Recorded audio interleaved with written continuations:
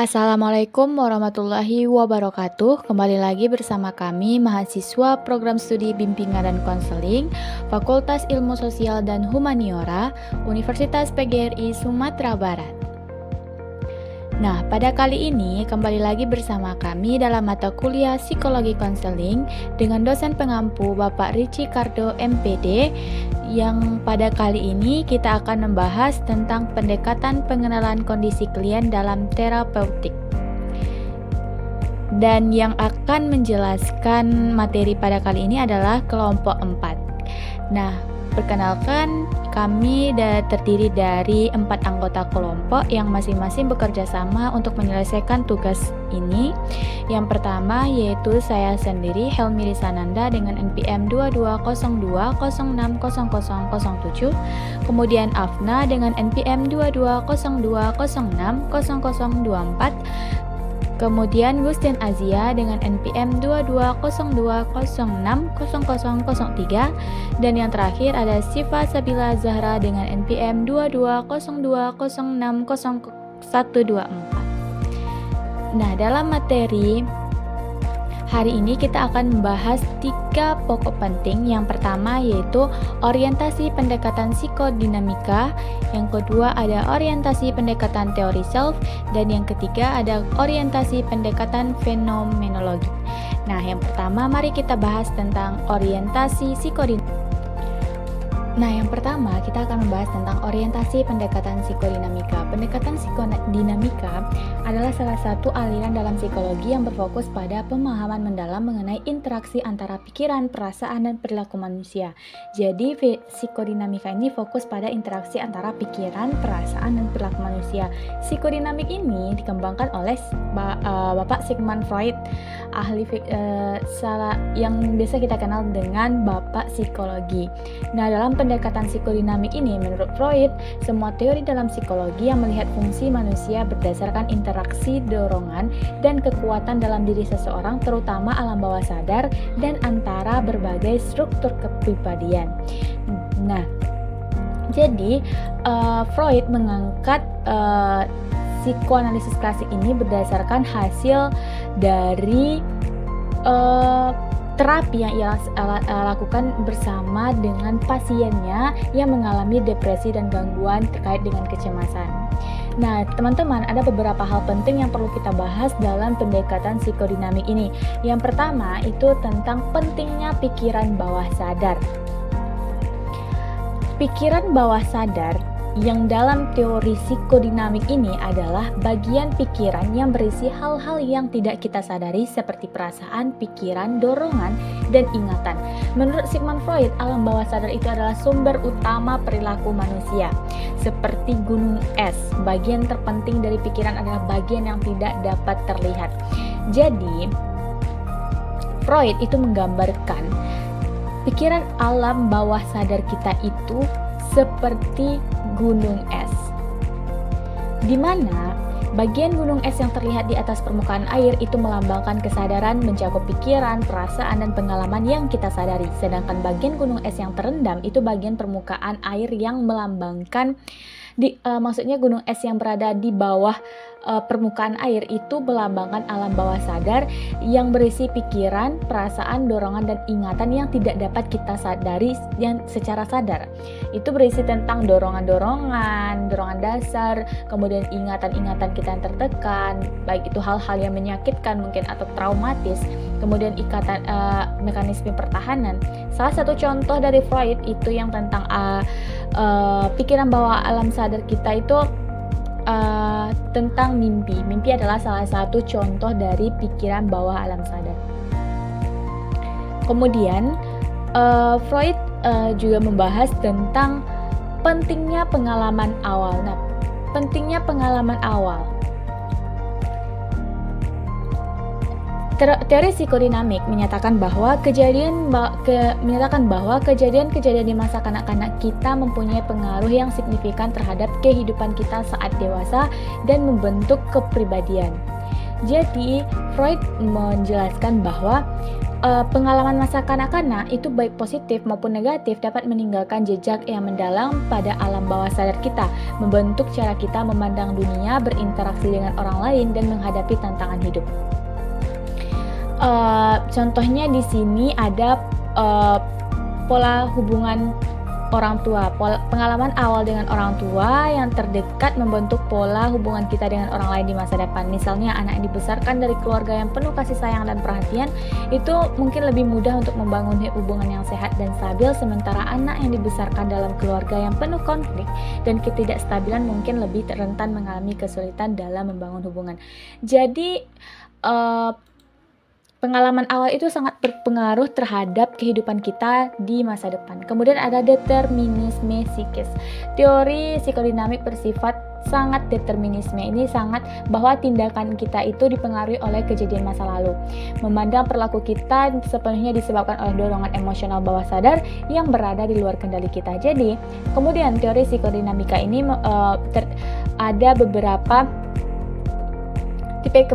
beberapa struktur kepribadian. Yang pertama itu ada id. Id itu adalah dorongan-dorongan atau keinginan kita untuk memenuhi kebutuhan dasar kita seperti lapar, untuk makan. Kemudian ada ego. Ego ini adalah yang menjembatani antara id dan super ego. Kemudian ada super ego. Super ego ini adalah akhir dari struktur kepribadian di mana yang menentukan ada nilai dan moralnya. Contohnya yang lapar tadi. Ketika lapar, anak ini mampu untuk menunggu orang tuanya dan meminta secara sopan, itu maka super egonya berjalan dengan baik karena tindakan yang dilakukan oleh sang anak itu sesuai dengan moral yang diharapkan. Jadi, menurut pendekatan psikodinamik, terapis akan menyelesaikan masalah dengan membantu klien untuk kembali mengingat masa kecilnya dan mengidentifikasi kapan masalah tersebut muncul. Setelah diidentifikasi masalahnya, hal ini dapat dibawa ke alam sadar, di mana ketidakseimbangan dapat diselesaikan, mengembalikan keseimbangan antara id, ego, dan super ego. Akibatnya, mekanisme pertahanan hanya akan beroperasi pada tingkat pemeliharaan dan penyakit mental yang akan disembuhkan. Mungkin sekian pemaparan materi dari saya. Pemaparan materi selanjutnya akan dijelaskan oleh rekan saya berikutnya. Yang B yaitu orientasi pendekatan teori self. Pendekatan teori self yang terutama dikembangkan oleh Roger berfokus pada konsep diri individu dan bagaimana hal tersebut mempengaruhi perkembangan kepribadian serta perilaku. Roger di tahun 1902 sampai dengan 1987 adalah seseorang psikologi humanistik yang terkenal karena pandangan tentang hubungan terapeutik dan teorinya tentang kepribadian aktualisasi diri. Roger di tahun 1959 percaya bahwa agar seseorang dapat tumbuh, mereka membutuhkan lingkungan yang memberikan mereka keaslian atau keterbukaan dan pengukuhan diri. Jadi dapat disimpulkan dari orientasi pendekatan teori self adalah motivasi manusia dipengaruhi oleh orientasi internal dan eksternal yang mengacu pada 3 kebutuhan psikologi, yaitu ada autonomi, kompetensi, dan keterhubungan. Individu yang memiliki orientasi autonomi lebih termotivasi oleh keinginan pribadi, sedangkan mereka yang berorientasi pada kontrol lebih dipengaruhi oleh faktor eksternal seperti tekanan sosial atau imbalan. Sementara itu, orientasi impersonal mempengaruhi pada perasaan tidak memiliki kendali dan rendahnya motivasi. Teori ini menekankan bahwa untuk mencapai kesejahteraan psikologi dan kinerja yang optimal, lingkungan harus mendukung memenuhi 3 kebutuhan dasar tersebut. Motivasi yang bersifat intrinsik, yang muncul dari minat dan keinginan pribadi, lebih efektif dan berkelanjutan daripada motivasi ekstrinsik yang dipengaruhi oleh tekanan eksternal. Secara keseluruhan, pendekatan teori self menunjukkan bahwa manusia lebih berfokus secara optimal ketika mereka merasa otonom, kompeten, dan terhubung dengan orang lain.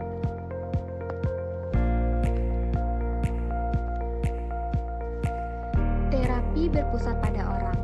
Rogers mengembangkan terapi yang berpusat pada klien, kemudian berganti nama menjadi berpusat pada orang, adalah suatu terapi non-direktif yang memungkinkan klien untuk menangani apa yang mereka anggap penting dengan kecepatan mereka sendiri.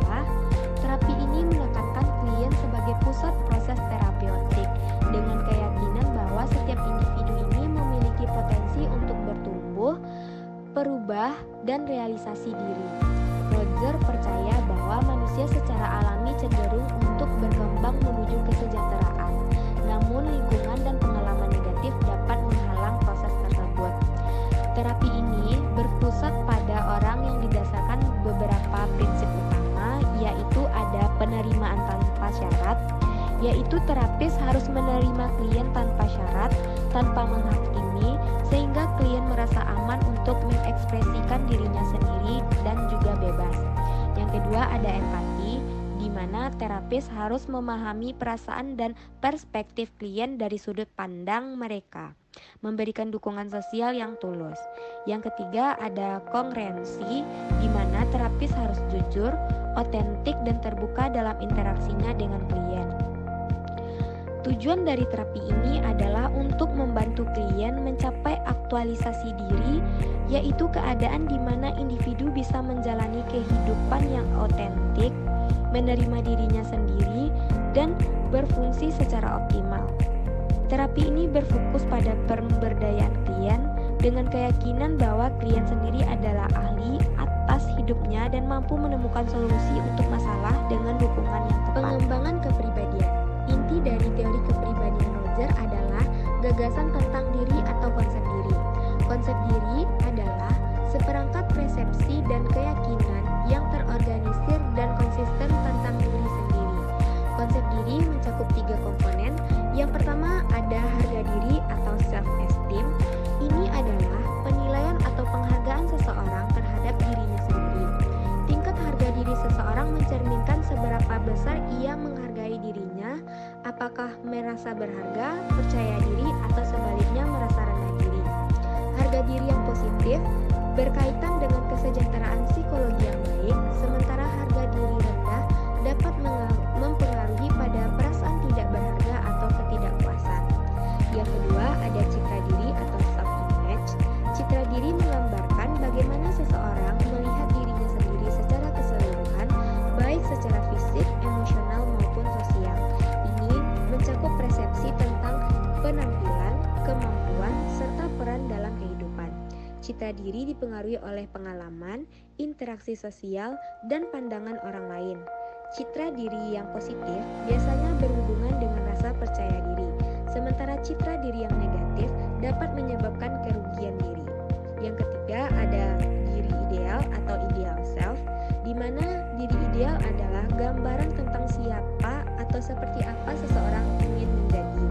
Ini adalah persepsi dari aspirasi, tujuan, dan harapan diri seseorang. Jika ada kesenjangan yang besar antara citra diri dan diri ideal seseorang, mungkin mereka merasa tidak puas atau frustasi. Sebaliknya, jika kesenjangan ini kecil, seseorang cenderung merasa puas dan termotivasi. Secara keseluruhan, konsep diri yang sehat melibatkan keseimbangan antara harga diri, citra diri, dan realisasi dari diri ideal yang aspiratif. Keseimbangan ini penting untuk kesejahteraan psikologis dan membantu individu merasa lebih percaya diri, termotivasi, serta mampu menciptakan tujuan hidup mereka.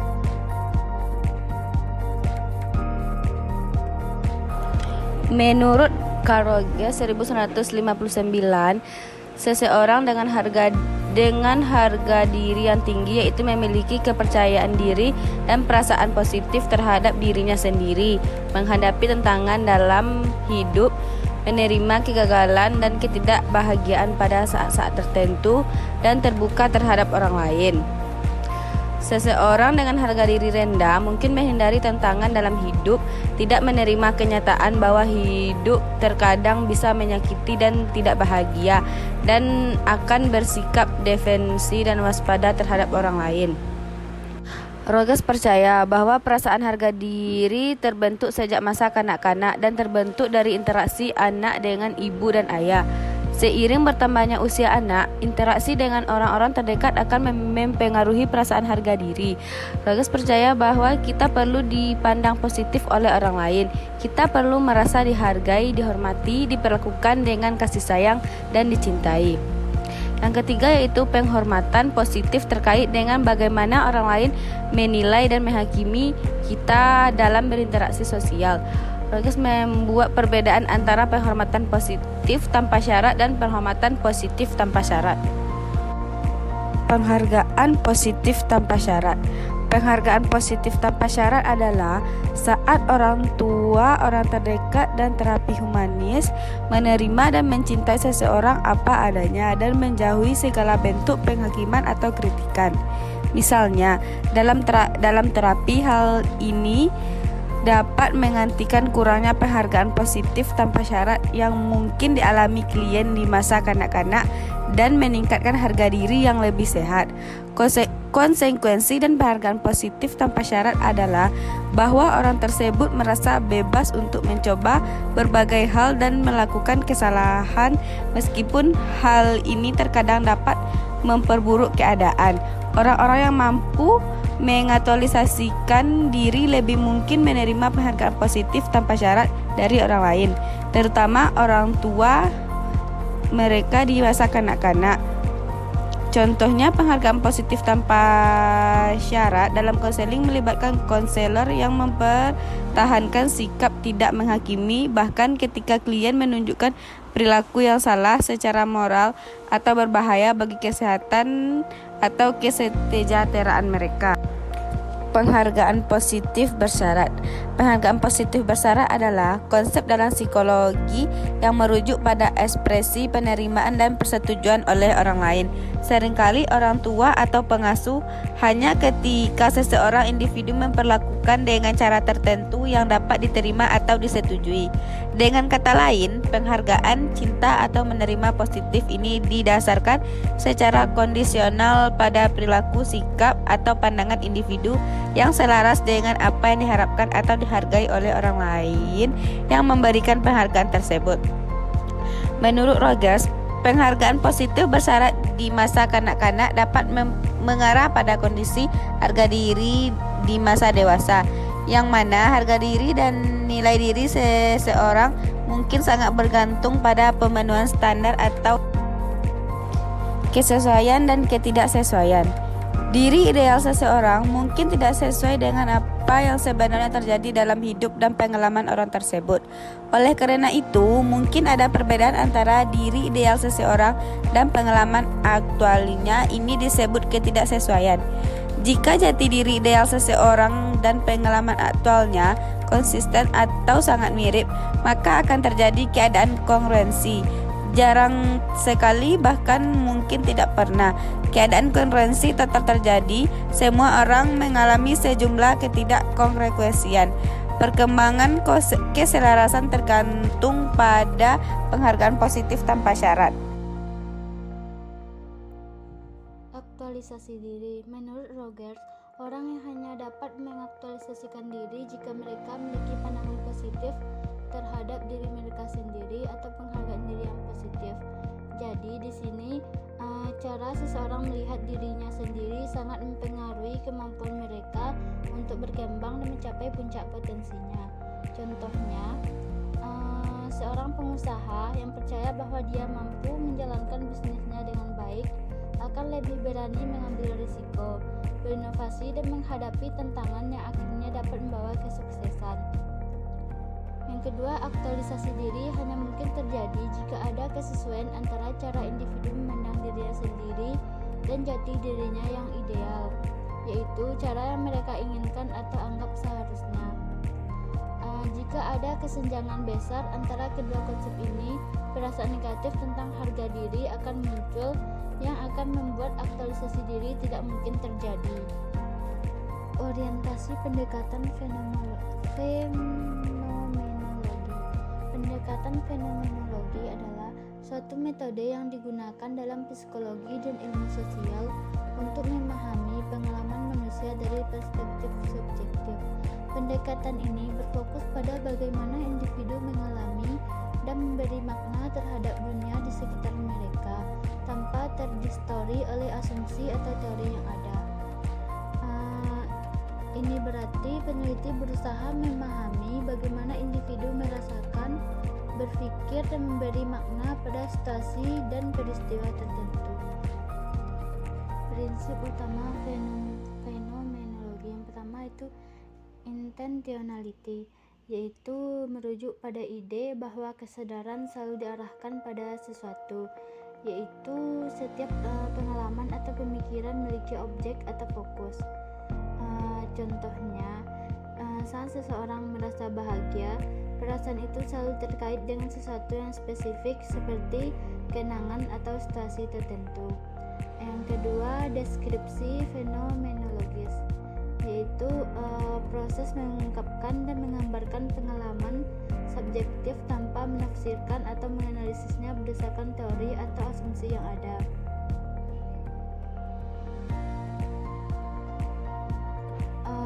Yang ketiga, reduksi fenomenologis, yaitu metode untuk menghilangkan atau menangguhkan asumsi, pendapat dan keyakinan yang ada sebelumnya untuk melihat pengalaman dengan cara yang lebih murni.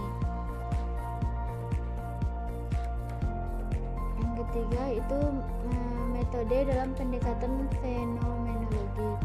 Metode fenomenologi dalam psikologi melibatkan beberapa langkah sistematis. Yang pertama itu menggali pengalaman individu melalui wawancara mendalam. Kedua, mengidentifikasi tema-tema kunci yang muncul dari pengalaman tersebut. Yang ketiga, menganalisis data untuk menemukan esensi dari pengalaman yang dilaporkan. Kritik terhadap pendekatan fenomenologi. Meskipun pendekatan fenomenologi memberikan wawasan yang berharga tentang pengalaman subjektif, beberapa kritik menyebutkan bahwa metode ini bisa menjadi terlalu subjektif dan sulit untuk diuji secara empiris. Selain itu, ada kekhawatiran bahwa fokus pada pengalaman individu dapat mengabaikan konteks sosial dan budaya yang lebih luas. Sekian pemaparan materi dari kelompok kami. Terima kasih kepada teman-teman yang telah menyaksikan. Semoga bermanfaat. Kembali lagi bersama kami di video pembelajaran berikutnya. Assalamualaikum warahmatullahi wabarakatuh.